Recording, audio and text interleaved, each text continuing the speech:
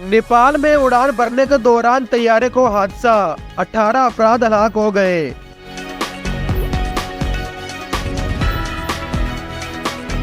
नेपाल में एक तैयारा हादसे का शिकार हो गया, जिसके नतीजे में 18 अफराद हलाक हो गए। गैर मुल्की मीडिया के मुताबिक सौरिया एयरलाइन के एयरक्राफ्ट को हादसा काठमांडू के तरबून इंटरनेशनल एयरपोर्ट पर पेश आया, जहां बुध के रोज सुबह 11 बजे के वक्त तैयारे ने उड़ान भरी तो वह हादसे का शिकार हो गया।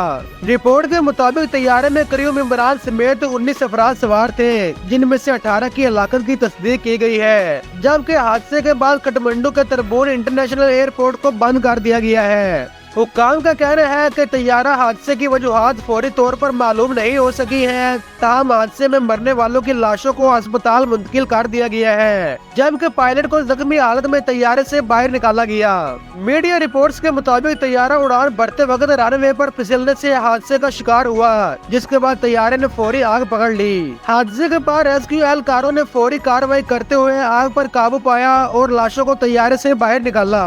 मीडिया रिपोर्ट्स के मुताबिक शाहिदीन ने बताया कि तैयारे ने रनवे से उड़ान भरने की कोशिश की तो इसका एक पर जमीन से जा लगा, जिस पर तैयारे ने आग पकड़ ली और देखते ही देखते पूरा तैयारा जल गया।